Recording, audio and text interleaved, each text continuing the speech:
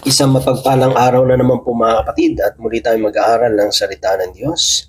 At ang salita ng Diyos na ating pag-aaralan ating po tutukunin sa Kawikaan, Kabanata 28, Talata 26. Ang nagtitiwala sa sariling kakayanan ay mangmang, ngunit ang sumusunod sa magandang payo ay malayo sa kapahamakan. Mga kapatid, mga magulang, mga kaibigan, ito po ang salita ng Diyos. Ang papuring pagsamba ay para lamang po sa Kanya. Itong binasa natin, ito ay nagpapaalala sa bawat isa sa atin na hindi tayo dapat magtiwala sa sarili lang natin kakayanan. Okay naman yung may tiwala ka sa sarili mo, pero wag kang dun lang magtitiwala, kasi kailangan din natin ang bawat isa, yung karanasan, yung nalalaman, yung mga pinagdaanan ng mga taong mas nauna sa atin o naka-experience ng mga bagay na pwede nating pagdaanan. Kaya marami ring tao ang nabibigo sa buhay kasi yung kanya lang inasahan, yung kanya lang kakayanan, yung kanya lang nalalaman. Mas matagal yung improvement, mas mahirap yung pwede natin pagdaanan kung hindi natin hihingin yung tulong ng ibang tao. Kaya nga sabi doon, ngunit ang sumusunod sa magandang payo ay malayo sa kapahamakan. Kasi siyempre, kailangan din natin ng mga idea, kailangan din natin ng mga payo ng ibang tao. Diba? Kung kunyari, magne-negosyo ka, siyempre yung negosyo mo, kunyari may naisip kang negosyo, siyempre tatanungin mo yung mga taong matagal na sa mga negosyong yun. Kailangan mo mag-search, kailangan mo mag-aral, tingnan mo ano ba yung pros and cons ng business na yan na gusto mong na naisip mo na gusto mong pagkakitaan, di ba? So kailangan talaga pag-isipan mo rin yan, pag-aralan mo. So paano mo pag-aaralan yun? Siyempre, magagather ka ng mga impormasyon galing dun sa mga taong nakaranas na ng ganyang klaseng business. No? Ano ba yung pinagdaanan nila? At ano ba yung mga negatibo, no? Yung mga hindi magandang dapat gawin at yun yung mga magandang dapat gawin para umunlad katulad nila. So dito napakalaga talagang nakikinig tayo sa mga payo at hindi tayo dapat nagtitiwala lang doon sa kakayanan natin. Kasi alam natin na ang bawat isa sa atin may limitasyon di ba? Kahit anong lakas ng isang tao, kunyari kaya mong bumuhat ng 2 sakong bigas, pero limitado pa rin kasi hindi mo kaya yung 3, di ba? Kung pipilitin mo 3, sabi mo kaya ko naman 3, kung yung 4 na sako naman, di ba? So ibig sabihin may mas malakas sa iyo. Kung minsan akala mo ikaw na yung pinakamatalino, no? Ikaw na yung pinakamagaling.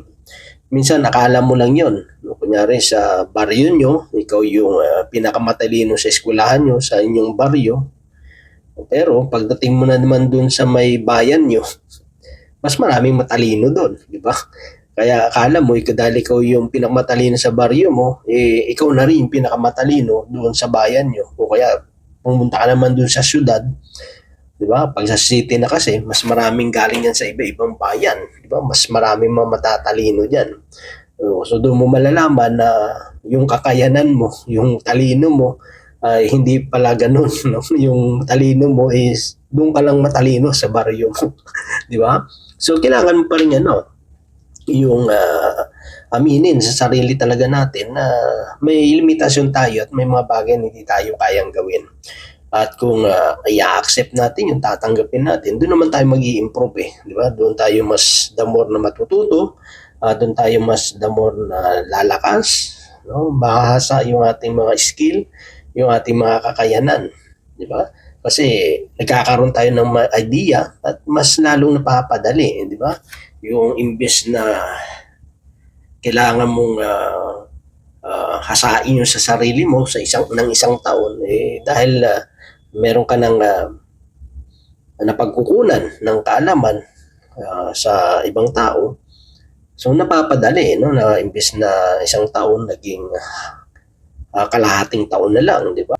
Kasi mas napapagaan, mas napapadali yung mga bagay na pwede mong gawin, mga bagay na naisip mo, o kaya mga pinaplano mo. Mahirap din kasi yung yung parang trial and error, di ba? Kung meron namang mga data, di ba? May mga pag-aaral na tungkol diyan, hindi naman masama na madumepende ka rin doon. Mahirap kasi yung parang parang suntok sa hangin, di ba? So dito, lahat naman tayo may kakayanan na ibinigay ang Diyos. Pero yung kakayanan na yun, hindi 100%, di ba? Kaya nga kailangan natin ng Diyos eh. Kasi kung 100% na kaya mong gawin ang lahat ng bagay, hindi mo na kailangan ng Diyos, di ba? Kaya nga meron tayong limitasyon. May mga bagay tayong hindi kayang gawin. May mga bagay na limitado yung ating kakayanan at kaalaman. Kaya kailangan natin ng tulong. Una, siyempre ng Diyos at ng kapwa natin. Kaya nga sinasabi dito na kapag nagtitiwala ka sa sarili mo lang kakayanan, mang-mang. Di ba? Kasi ang taong matalino, the more, sabi nga, yung patalim, mas lalong tumatalim yan kapag nahasa. Hindi pwede yung umasa sa talino mo, ikaw rin mismo. Di ba? Kaya nga, mas na-improve yung skill mo, kunyari, sa sports, di ba? Pag ang palagi mo lang kalaban, yung palagi mong natatalo, hindi ka mag-i-improve. Kailangan lumaban ka rin dun sa mga mas mahusay, magagaling sa iyo. At hindi rin pwede na yung magano ka lang, magsa-shadow fighting. No? Kunyari sa boxing, magsa-shadow fighting ka lang. No? Asahan mo lang yung sarili mo. No? Kahit nga sila Pacquiao, di ba? Naghahanap ng mga sparring partner yan. Di ba? Kasi kung yung punching bag lang, hindi lumalaban yan eh. Di ba? Hindi lumalaban yung punching bag eh. Di ba? So, kahit tuntok-tuntok mo yan, hindi lumalaban yan. So, kung doon ka lang magre-rely doon sa practice mo na sarili mong sikap, hindi naman masama yun. Pero kung doon ka lang talaga aasa, in reality, gumagalaw yung kalaban mo. Di ba?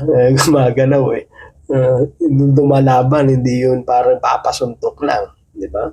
So, kaya nga, tingnan mo yung mga naglalaro sa mga sports, lalo na kung individual, pinag-aaralan mo talaga yung kilos, yung galaw ng kalaban mo, ng makakalaban mo.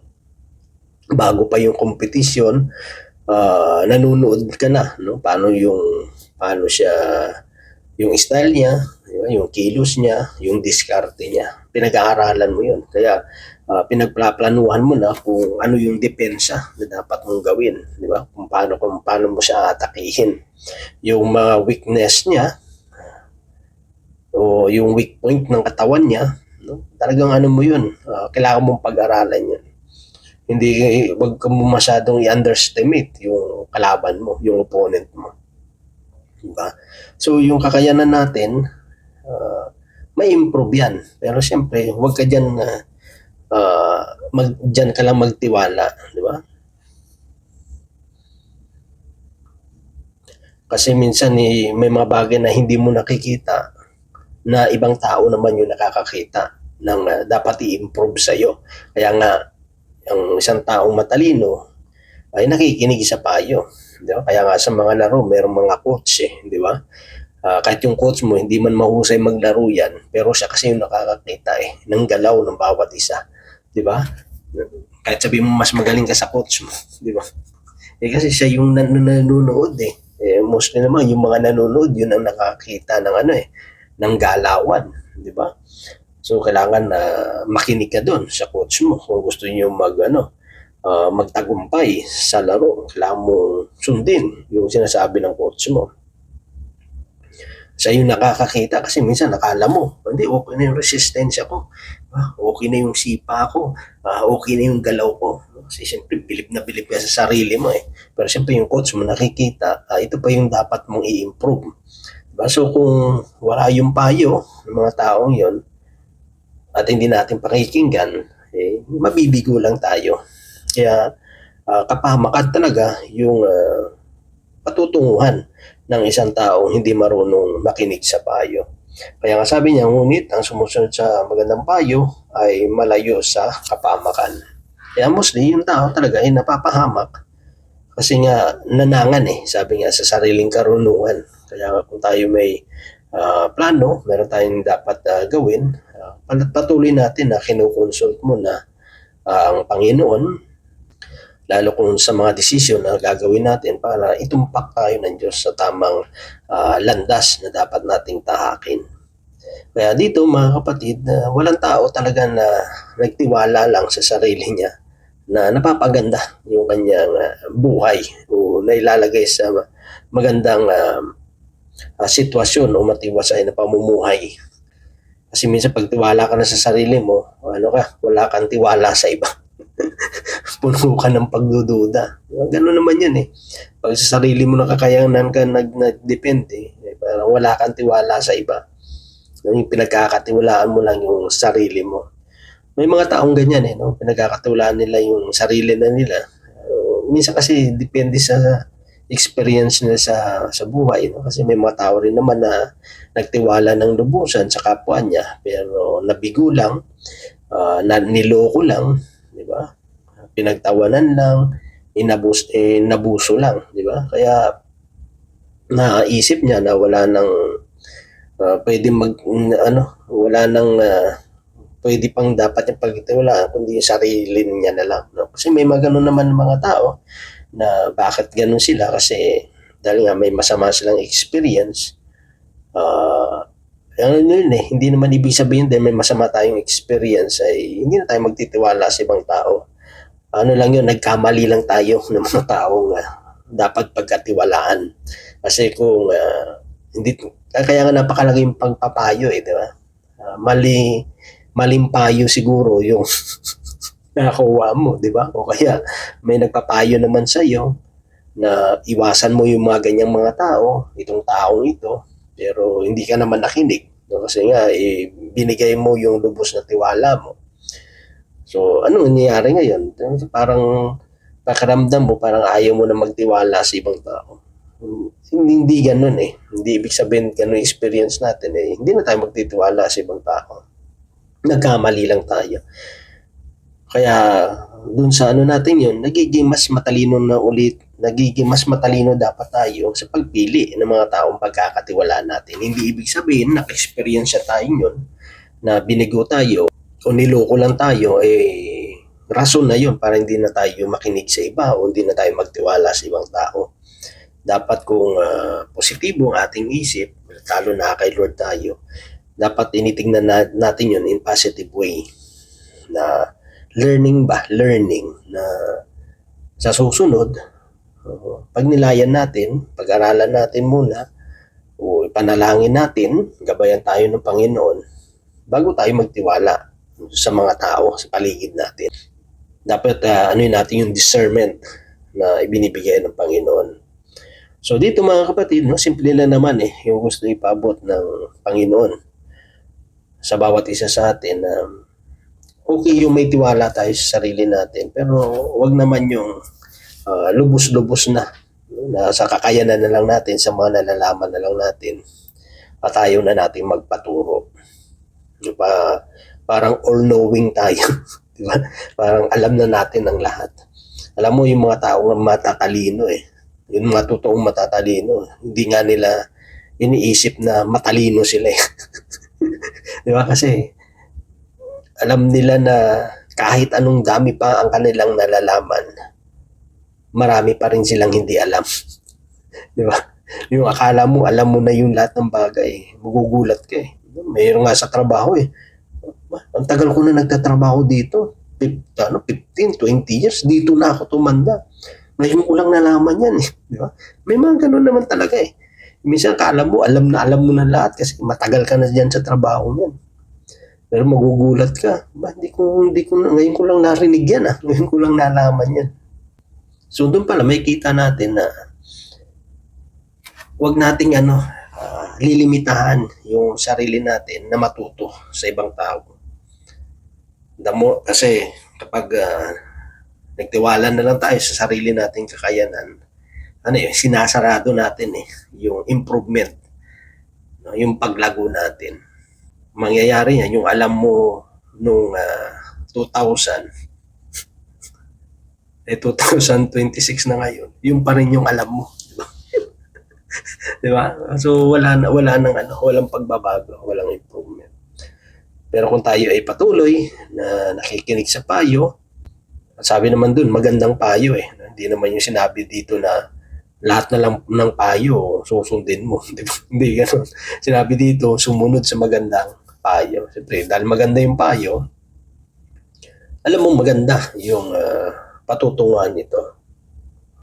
Kaya patuloy tayong magtiwala, una sa Diyos, sa mga tao sa paligid natin, alam natin na may maaambag, may maitutulong sa atin. No? Lalo siyempre mga taong nagmamahal sa atin. Ay, yung mga taong, siyempre, pang mga taong nagmamahal sa atin yan, siyempre, yung gusto lang nila ay mapabuti tayo, mapaunlad yung sarili nating mga kakayanan, di ba? Punuin natin yung paligid natin ng mga taong nagmamahal sa atin kasi hindi nila tayo na papayuhan ng mga bagay na makakasama sa bawat isa sa atin. So yun lang mga kapatid, ang tawang Diyos patuloy magpala sa bawat isa sa atin. God bless po sa ating lahat.